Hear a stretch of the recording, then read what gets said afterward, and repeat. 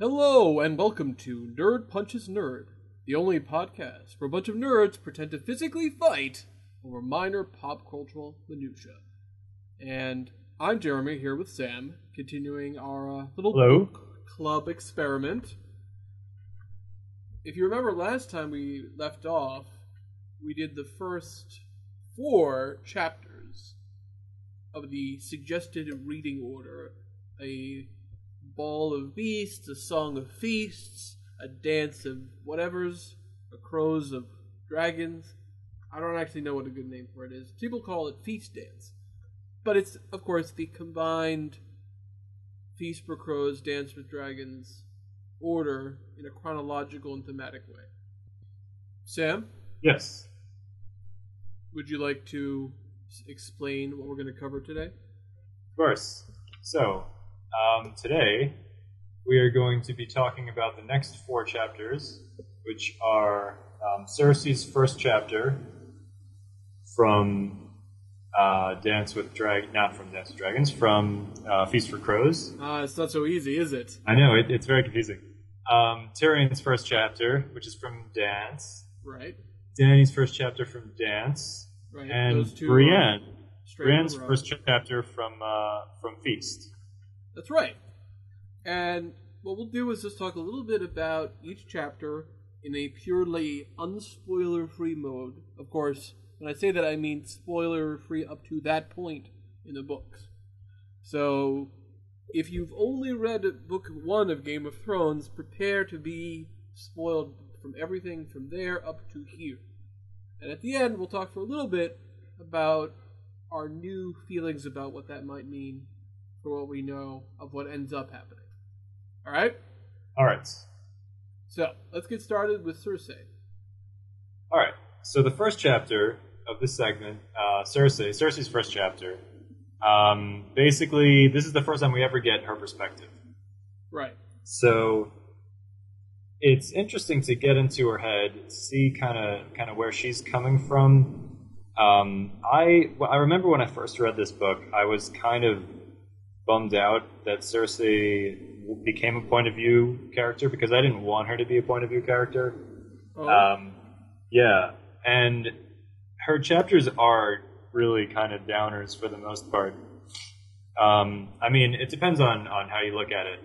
On the one hand, it's just kind of depressing to have her perspective and be inside her head. On the other hand, if you sort of take a step back, you can see how she, the kind of mistakes that she makes and the kind of short-sighted perspective that she has, where she often does things that are detrimental to her own cause in the long term because she can only see the short term.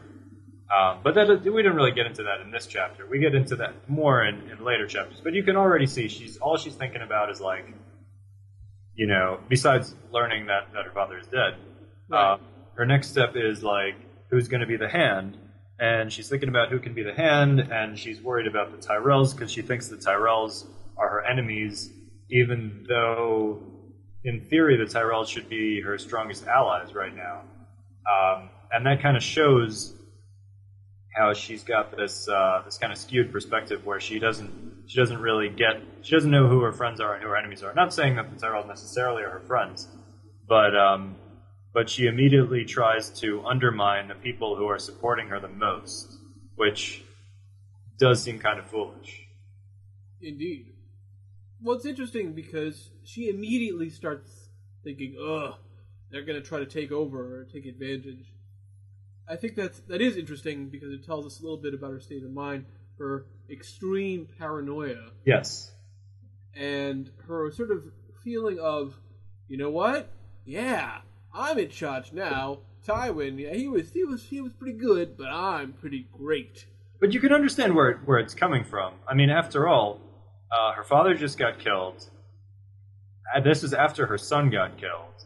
Right. And her daughter was basically taken against her will and transported very far away, completely out of her influence and control. So basically the people that she cares about are just being taken away from her one after another. And she doesn't even, I mean, she has Jaime, but we start to see in this chapter a little bit, I think, how her relationship with Jaime is not really equal, in terms of like how he feels about her and how he cares about her and the way she feels about him. Like she underestimates him a lot. Definitely. And she really doesn't think, that he could possibly, she just dismisses him as a possibility for being her hand, even though in theory he should be the person that she trusts more than anyone. Well, also, she asks him to be her hand, and he says no. Yeah. Oh, okay. You know what? I forgot about that. She does ask him. She does ask him to be the hand. That's true. So forget what I just said. But I feel like as soon as he says no, then she starts thinking about why it would be a dumb idea to have him as the hand anyway. Isn't that right? Well, yeah, no, it happens right afterwards. Yeah. Basically he says, she says, we need to do this. I want you to be my hand. And she gets kind of annoyed by it. And he says something along the lines of, I don't know who I pity more, Tommen or the Seven Kingdoms. And then she slaps him, and he tries to block. That's right. This cat, he always uses cat quick to talk about how fast Jaime is. I've always noticed that, especially on the rereads. But this cat had a crippled stump in the place of a right hand. It's such an interesting way of turning a phrase. And so does that mean she slapped him with her left hand? No.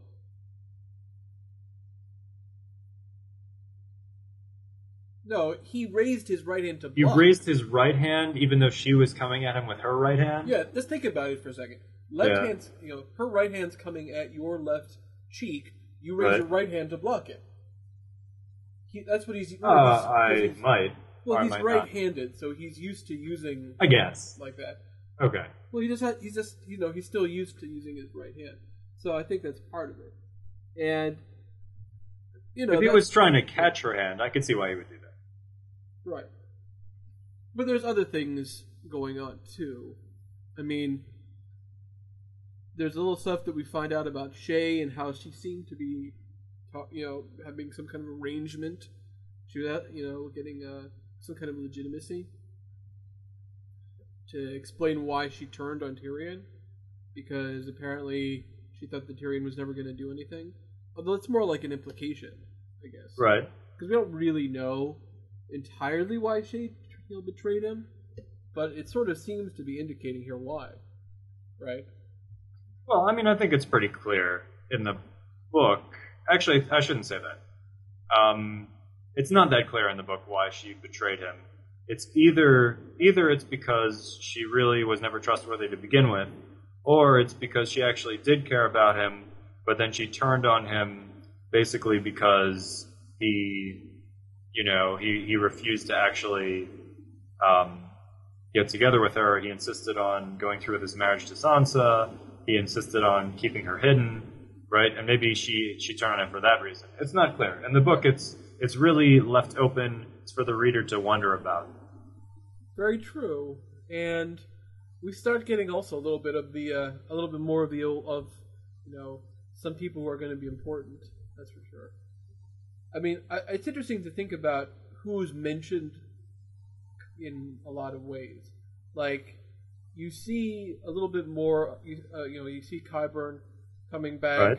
Right. Of course. You see some of the Kettle Blacks. And of course, then there's a reference to looking for Varys and how he's missing. Where is he? But of course, then they discover that Tyrion's escaped, which sort of leads us directly into the next chapter. Yeah. By this. Yeah. And that contrast actually works very well. It's because that obviously, George R. R. Martin first wrote this book. Cersei's chapter was in Feast, and Tyrion's chapter was not until the next book.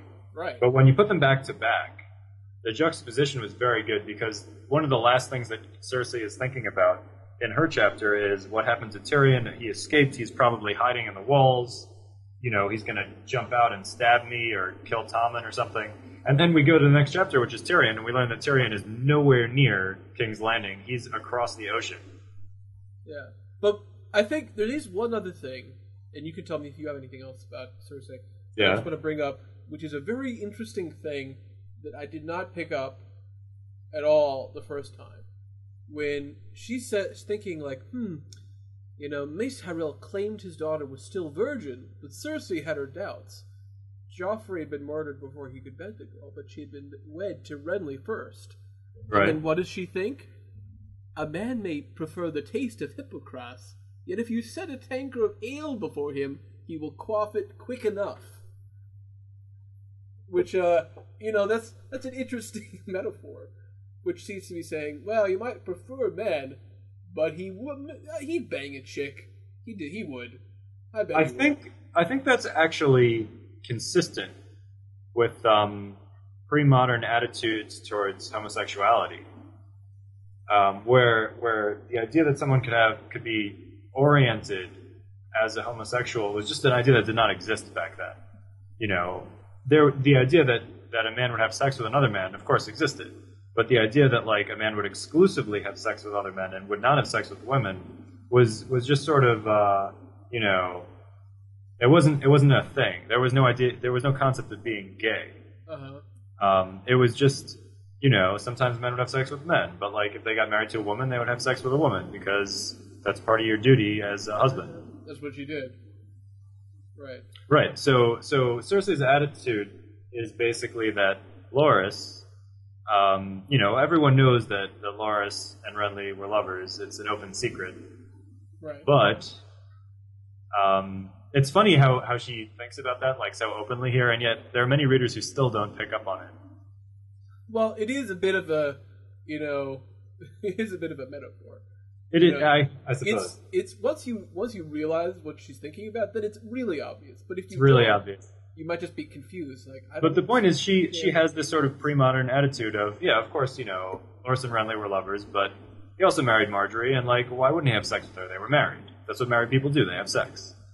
Well, another thing that comes up here, which we haven't gotten anything in the show yet, but we might get later, is this idea of the Volonkar, or Volonkar with a Q. Yes. This idea of the thing that's going to kill her, and she thinks it's going to be Tyrion. Right.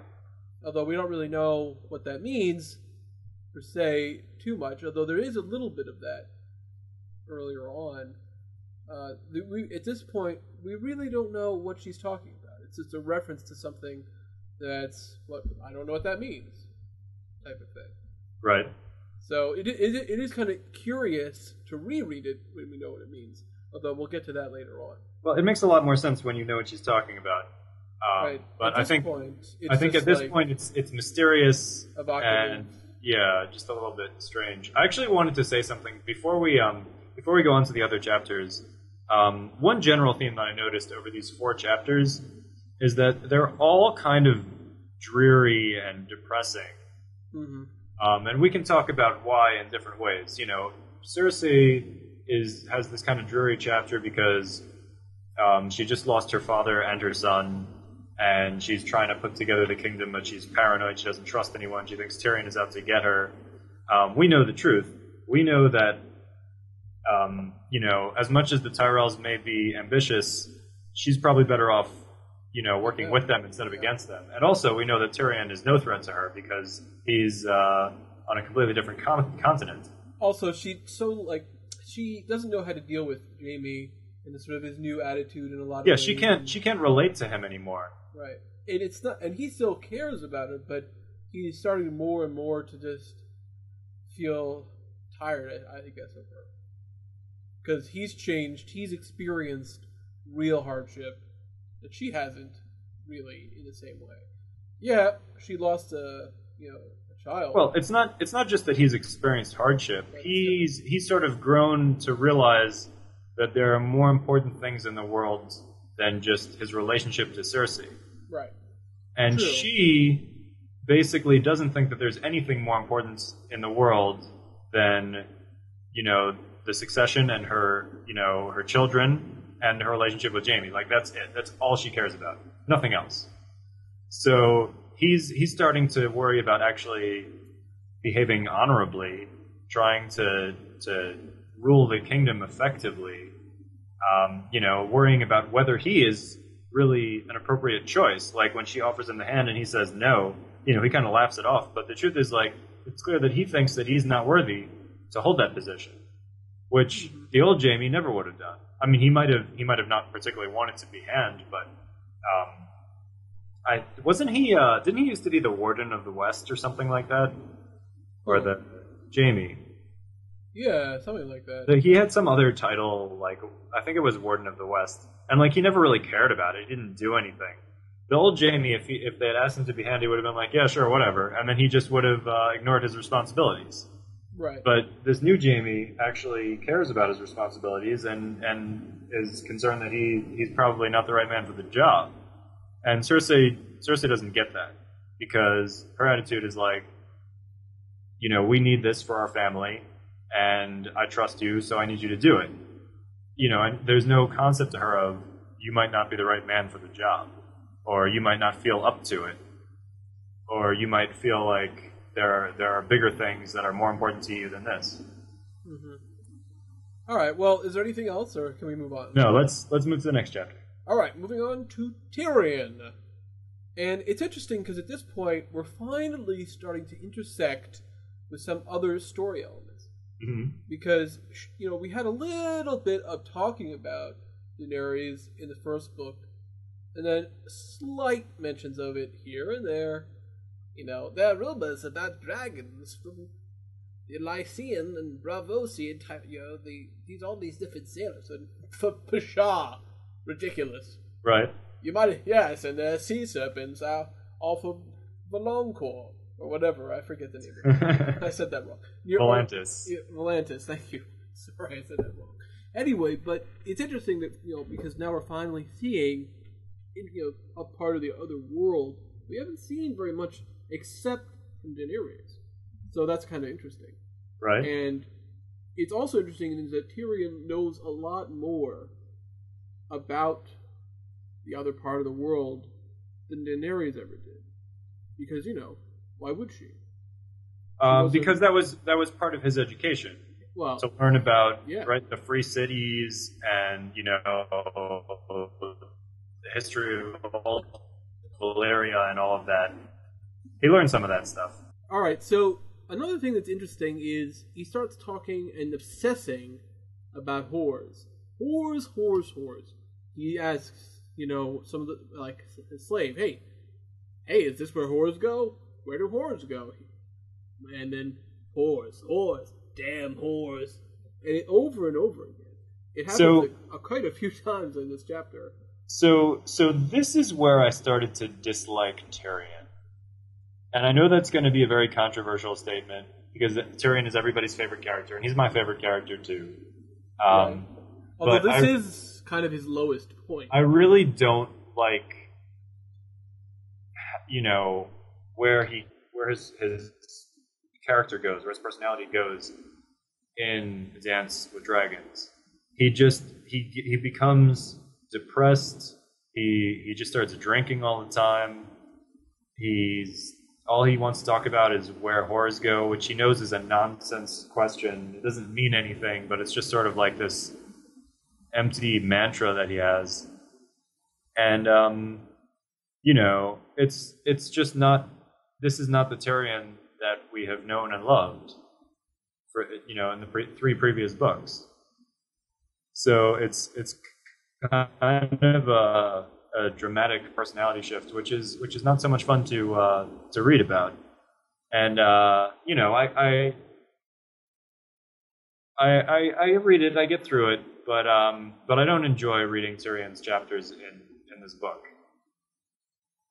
Yeah, I mean, it's interesting, but that being said, I feel like the whore thing gets a little tiresome at times. Even so, I think it's interesting to try to see how down he's gone. And Illyrio basically sort of tricks him into thinking that the mushrooms he's been given are poisonous, so he can kind of make a choice. to see what he wants to do. So here's my question. So as we know, the mushrooms he gives him are actually not poisonous. Right. They're not poisonous at all. He just thinks they are because Tyrion had found these mushrooms and thinks, oh, those will kill you. And he looks at these mushrooms and they smell amazing.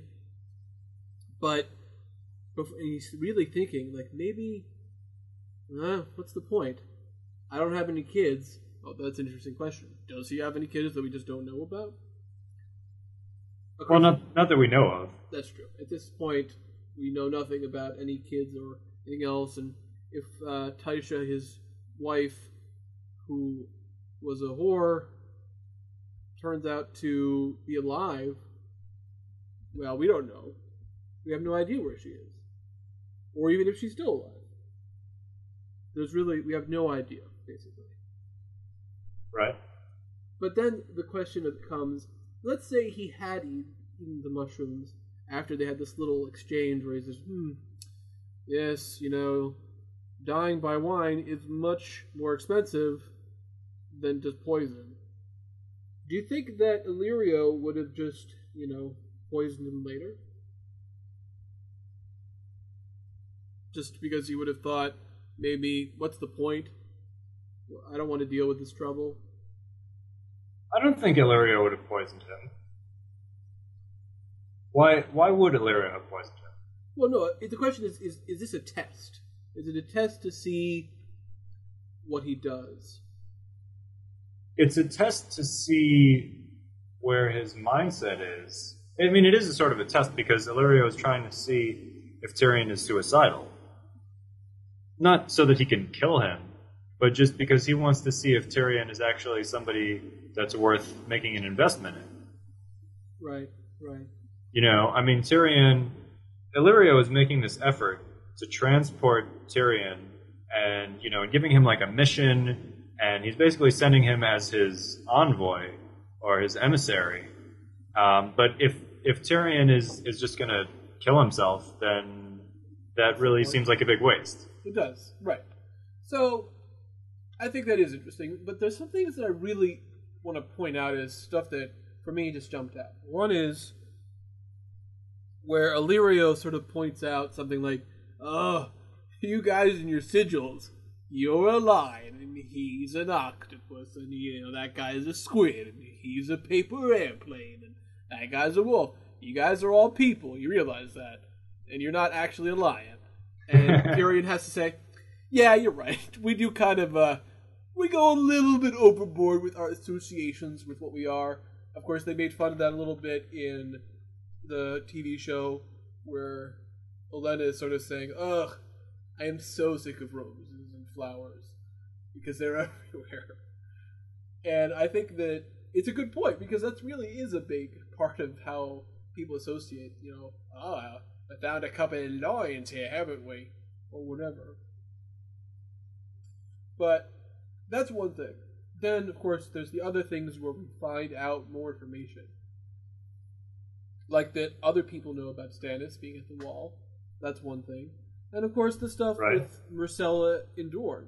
And, of course, we have already seen a little bit of stuff with that just 2 chapters ago with the captain of the guards, Hota.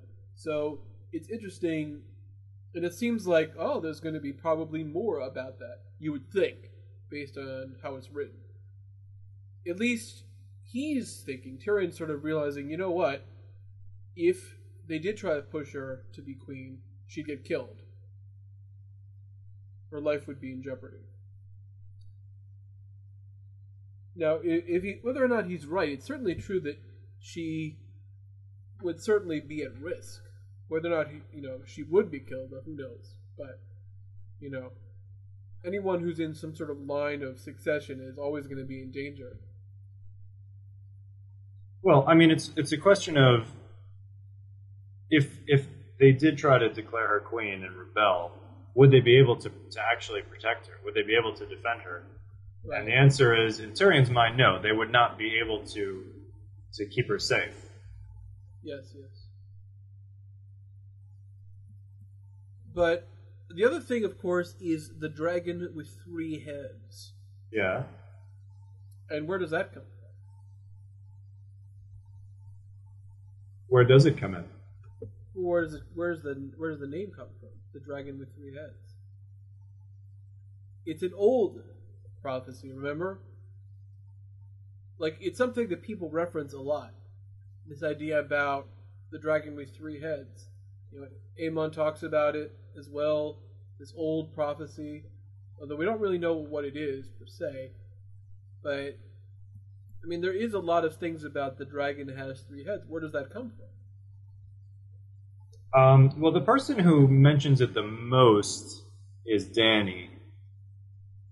And Dany actually had a vision herself where I think she saw Rhaegar Targaryen, who told her the dragon must have three heads.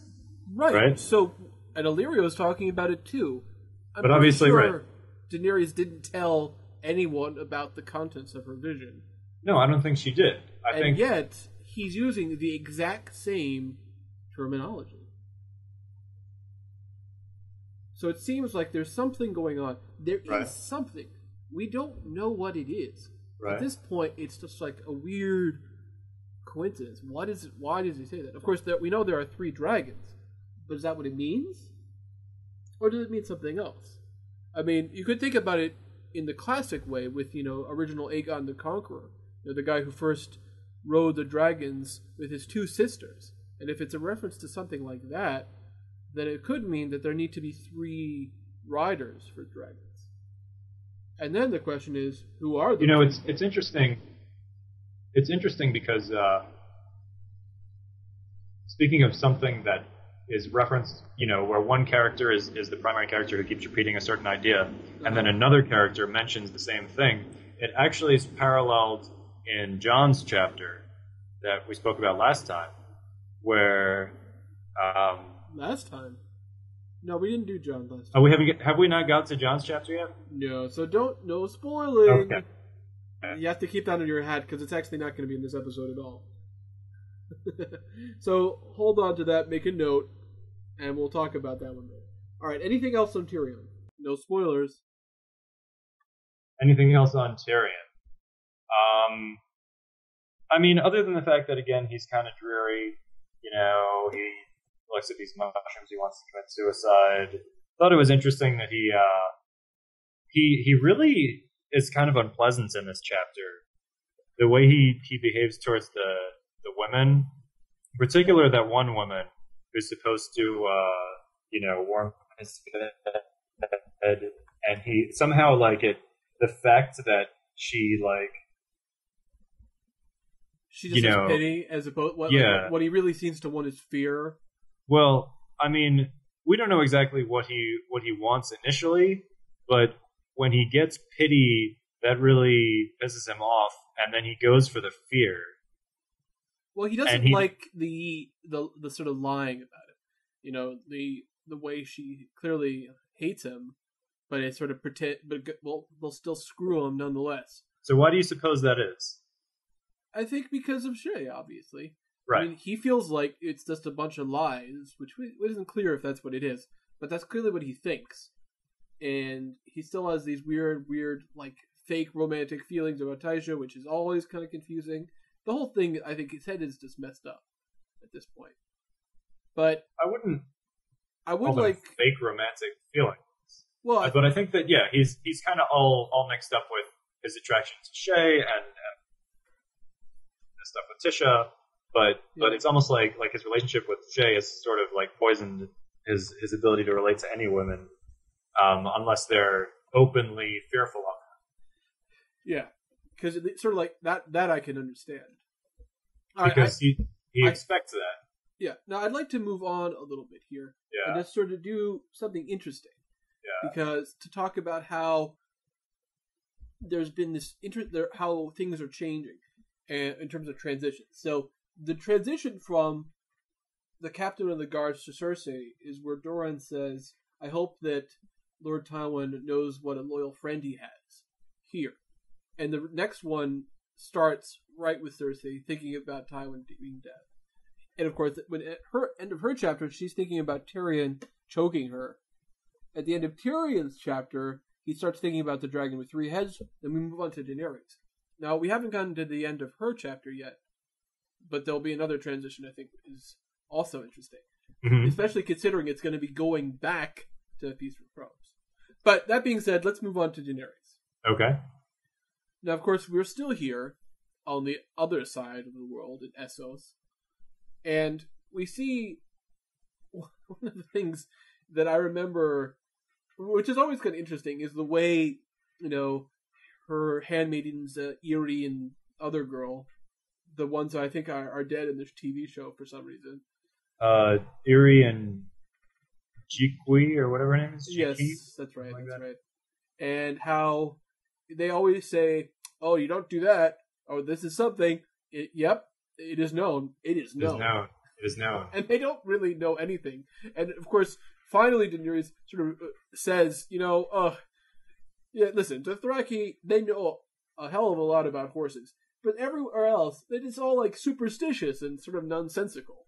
Right. You can't really trust them when they say it is known. And I think it's a good point that she's finally sort of realizing that, I think is actually important. Because she's sort of moving away a little bit more. Well, I think she has...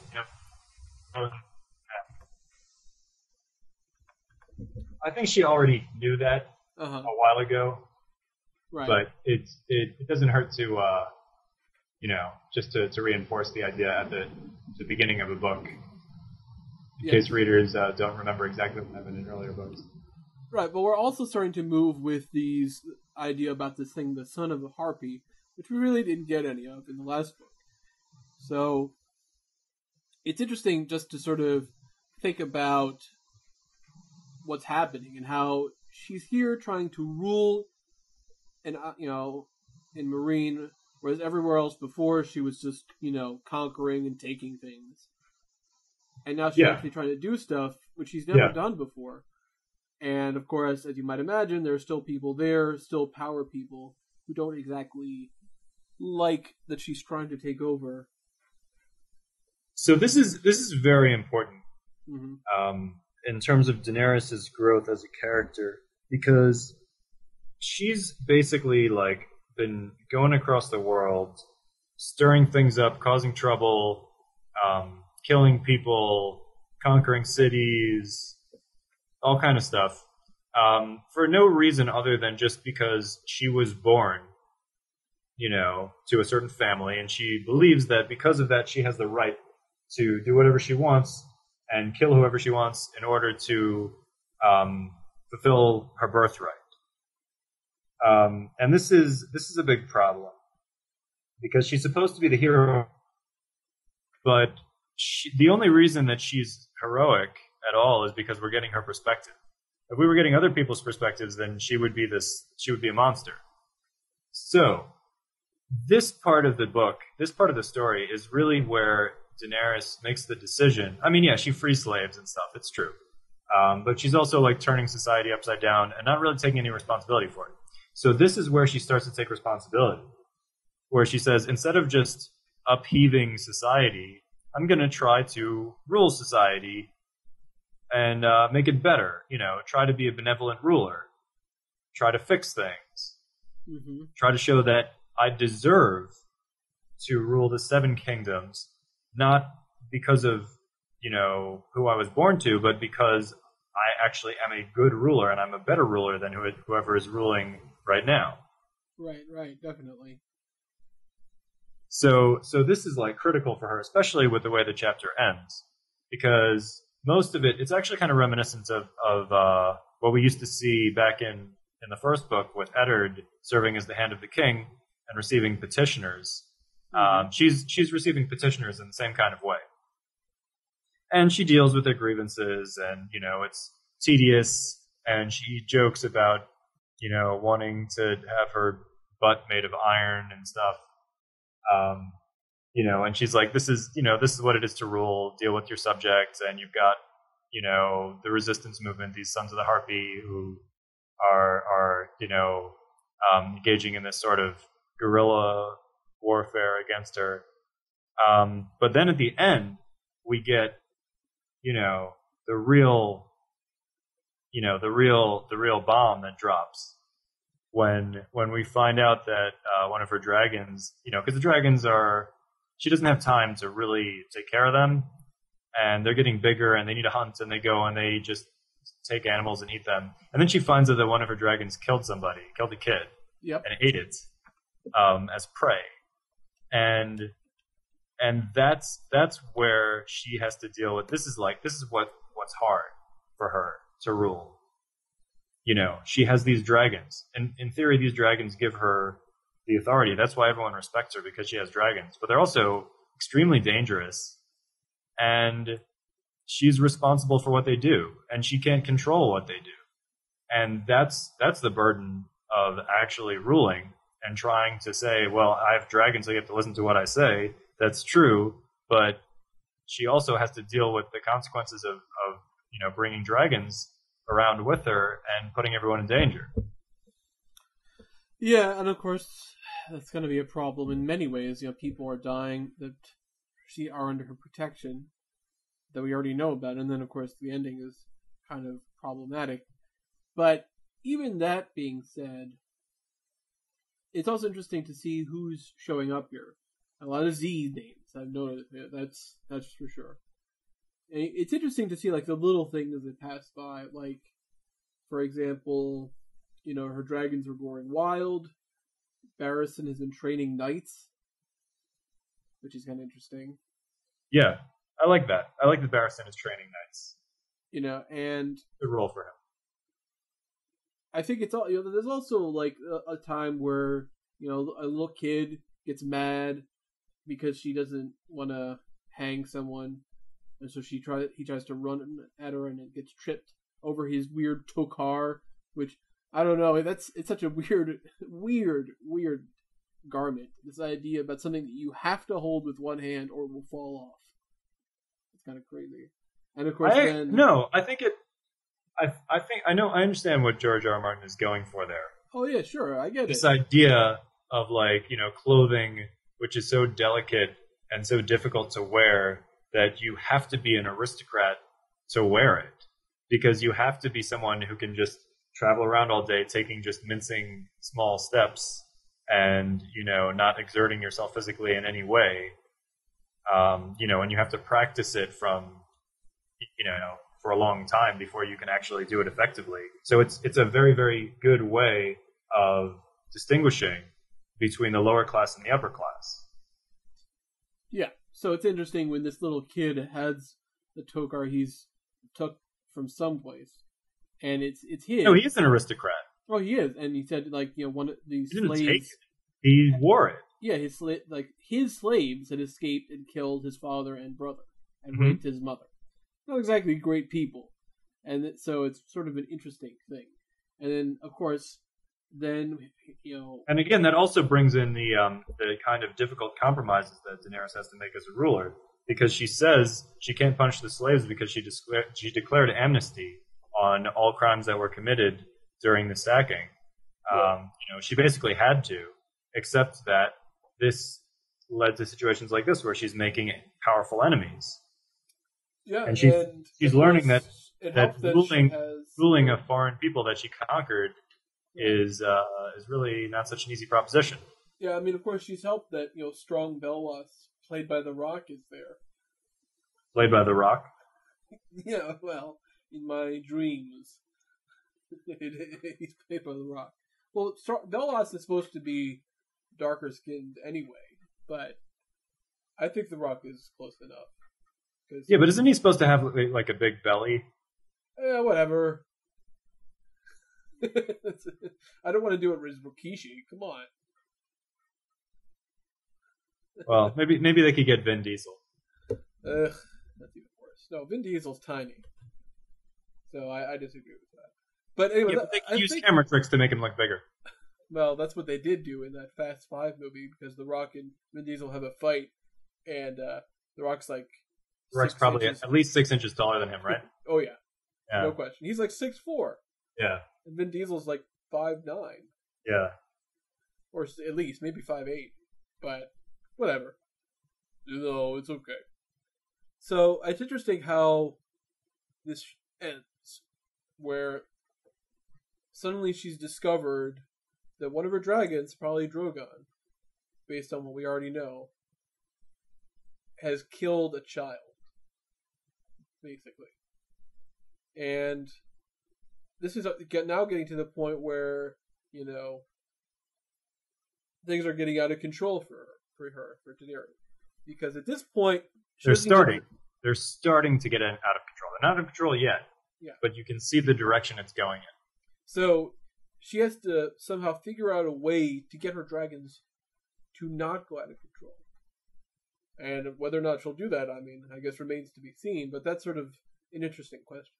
Right. So, do you have anything else, or can we move on to our final chapter? All I have to say about this chapter is I think this is one of the best chapters that we've encountered so far. Yeah, it's very interesting in how well it shows this politics and how it's not always so simple. It's really a well-constructed chapter. It gives you a very good impression of what's going on with Dany and Meereen, what are the challenges she's facing. There's a variety of different challenges. There's a lot of, I won't call it foreshadowing, but there's a lot of, hinting to problems that will get worse in the future. And it's just sort of this sense of challenge.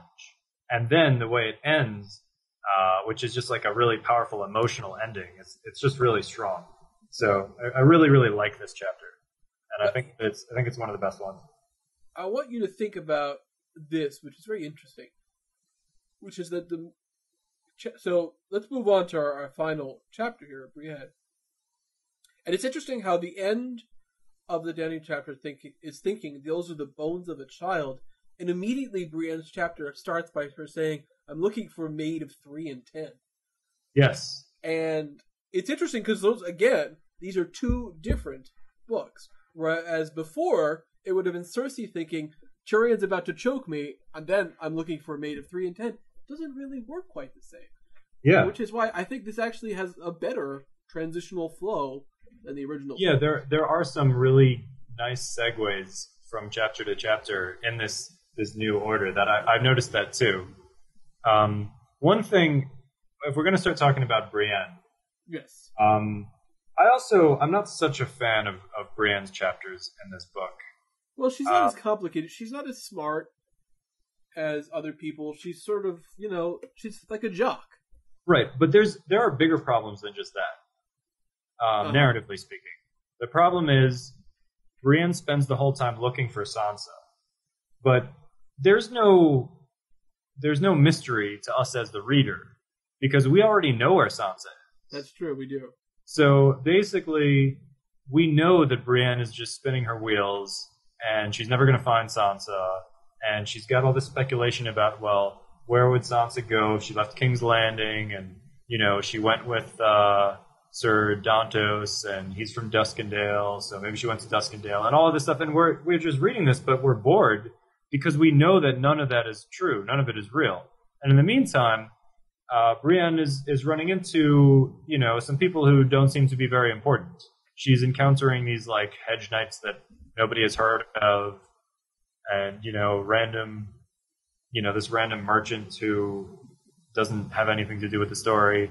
So it just seems like Brienne's chapters, in a way, are kind of wasteful. We do find a little bit of stuff about when she's thinking about things. And sort of thinking about what Jaime has said and asked her to do. But that being said, it just seems like there's a lot of nothing. It's not as interesting. We have her sort of thinking about, well, where could she be? Well, we know that the girl that's being sent to marry Ramsay Bolton is definitely a fraud. But other than that, it's just sort of, who knows? There is an interesting thing where she has a sort of, when Jaime insulted me, I actually cared. This guy's just an idiot. So I kind of like that part. But that being said, I feel like you're right, it is kind of a weak thing. The most interesting thing to me in this chapter was that when we saw that she meets these other knights and she starts asking people she's looking for this maid, and she's 13 years old, and she has auburn hair, and etc. And like they know who she's talking about, and not only that, but they know who she is. Yeah. They know that she, you know, they know that she's looking for Sansa. They know that she's Brienne, and they know that Brienne was accused of killing Renly. True. And so it kind of shows how Brienne is, you know, like she starts to understand the futility also a little bit. Like, obviously she's not the only person looking for Sansa. She's not fooling anyone. You know, people know who she's looking for. People know who she is. And this whole quest that she's on just seems like kind of so it's a wild goose chase. And she like even starts to understand that like she doesn't really have any hope of really finding Sansa, but she's stuck. This is what she's got to do. You know, her honor is depending on it. So really that's what this chapter is about. You know, basically her honor depends on trying to find Sansa because that's the promise that she made to Catelyn Stark, and then, you know, reinforced with Jaime. Right. And she's stuck. She's got to do it. So it's honorable, but it's honorable in a very sort of feudal way. Like, you know, because she has basically no chance of success. We know that she has no chance of success, but she also knows that there's very little chance of success. And she's kind of stuck. She's just got to do it. Mm-hmm. Yeah, I guess that's true. I mean, yeah, that's true. All right, so anything else for these 4 chapters until we get into the spoilers? That's it for now, I think. All right, so next time we'll be talking about the next 4. Jon from a dance, right? And then Bran.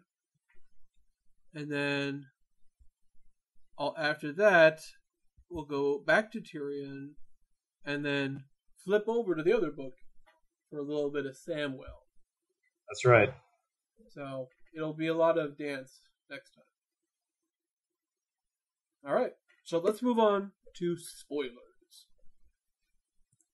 Now, one of the things that immediately I thought about was, you know, Cersei thinking about Varys, and of course Tyrion sort of, you know, obviously he had his little conversation with Varys, and even at the end, Varys is sort of like, well, you know, I guess that we sort of know about this, and, you know, Tyrion's like, I should have killed him. And of course, it's funny because later on, at the very end of Dance, when Varys is saying, "Oh, you know, Cersei's going to think the Tyrells did it." I mean, basically, he's got our number because we can see that she's already paranoid about them, even now. So it's clear that would happen. That if her uncle dies, you know, she'll be thinking, "What happened? Who killed him? It's got to be the Tyrells because they want more power." You know, she's not going to think rationally about it. Right. So I think that's interesting in that you have a little bit of that, you know, building up from the beginning to the end. Another thing that I thought was interesting is that how Daenerys is thinking about Aegon. I don't know if you remember that. But I don't. Which Aegon is she thinking about? Well, actually, she said, it's funny that you say that because she says something. She's thinking, a crown should not sit easy on the head, and thinks, yes, one of my ancestors said that. One of the Aegons, I think, but which one? I can't remember. And then she thinks, well, there would have been 6 of them, but then, you know, my brother's son, my nephew, was killed when he was still a baby. He's like, you know, if he had lived, I might have married him. We would have been closer in age than to Viserys. Which is kind of like, oh, that's right. Interesting that comes up. I mean, it's basically just a little bit. That is interesting in the chapter, because considering we know that is interesting how and it's more interesting to us having, you know, as rereaders, because the first time when we read this, probably neither of us caught that.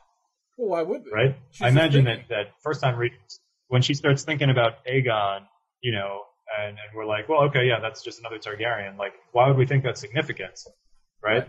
Except that now we know that he is actually going to pop up again. And so this is actually very relevant. And when she starts talking about, like, oh, well, yeah, I was going to marry him, like, we know that could actually happen. It could. Will it? I'm not saying that it will, but it could. Right.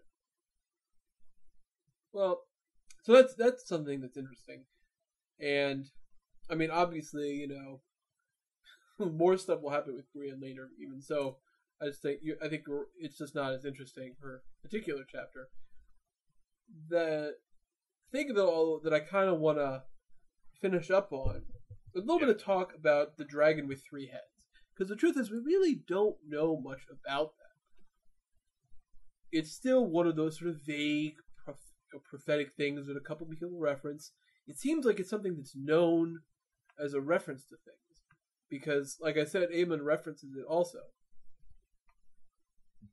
Right? Well, the question is, you know, I mean, people keep saying the dragon has 3 heads or whatever, but, like, what does that mean? Well, there's this whole idea about... What dragon? Well, it's a prophecy. Melisandre talks a little bit about this also.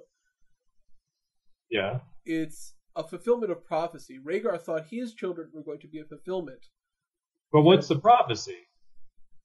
Well, it has something to do with the prince that was promised as well. Although, like, you're saying there's a prophecy that the dragon must have 3 heads, but, like, what dragon is going to do? Well, you know, if there's 3 heads, there's no detail. Right. Well, it seemed like Rhaegar thought that it was going to have something to do with him because he named his 2 kids Aegon and Rhaenys, you know, after the original Aegon and one of his sisters. However, I guess the idea is that maybe he thought he'd have a second daughter, but maybe he could, you know, so that's why he wanted to hurry it along. Or maybe that's why he went after the other. Maybe he thought that was part of it. Yeah, but you still haven't answered my question. What do you mean?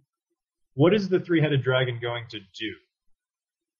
Oh, well, that's an interesting question. I mean, it's not just an interesting question. It's the only question that matters.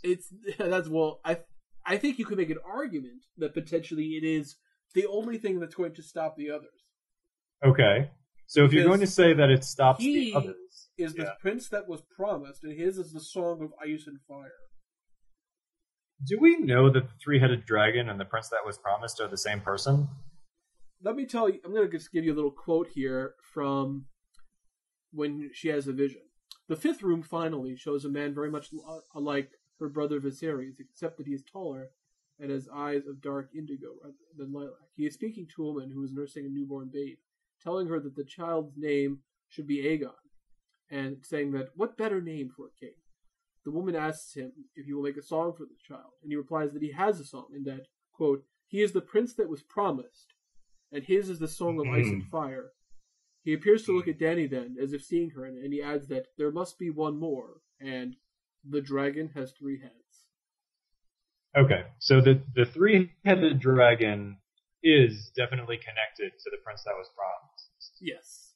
Although Aemon seems to think that maybe the prince is actually, it's just like a translation thing, because it could be talking about a princess, because the Valyrians were, you know, all over the place in terms of gender. So it could be about a princess. Although we haven't gotten to that yet. That's later on when Sam is talking to Right, Aemon. right. Well, that's just the point of that is just that, you know, it doesn't have to be a male. It could be a female. Also, we don't even know that the 3 heads have to be Targaryens. It has to have some kind of connection. I mean, that we don't know that they have to be. No, we don't know. So we don't really know the specifics of it. So I think it's interesting from that perspective, at least, just starting off. Now, continuing on, though, I guess the question I would ask is, who do you think might those 3 heads be? I mean, we can definitely say Daenerys, but who else? Well, I would say the most obvious candidates would be, besides Daenerys, right, would be Jon, young Griff, or Aegon, as he's Right. known. Some people have suggested Tyrion as a possibility. Maybe. I mean, he does love his dragons. And I suppose that Stannis would also have to be a possibility. Although Stannis is, I would say, very unlikely. Yeah, I don't really buy into that one either. All right, well, I think you're right. But I mean, he can't be ruled out entirely. Right, well, there's a lot of theories about that, and people go back and forth trying to figure out like evidence and thematic structures to try to guess about who they think the three dragons will be. And, at least a few people have written their terrible, wonderful fan fictions about that. Oh, God. And what? Oh, God. Terrible. This is a lie. In one fan fiction, one of the He-Man from the old animated series, Optimus Prime, and G.I. Joe of the Three Heads, when Hasbro G.I. Joe is not a person. When Hasbro buys out the book. No, I'm curious now. Which G.I. Joe? No, the G.I. Joe, the main guy. What's his name? Duke. Oh, Duke. Okay. Yeah, G.I. Joe. Yeah. Joe! Yeah, Joe. Anyway, the point is that when George R. R. Martin finally sells out and lets Hasbro put all the product placement into his books, everyone's going to start drinking Coca-Colas. Coca-Colas. Tyrion's going to invent a Coke. I see. Well, that's the idea anyway, or maybe not. Who can say? All right, I think that covers it up for this time through. Do you agree? Yes. All right. Well, in that case, until next time, nerd you later. All right, nerd you later.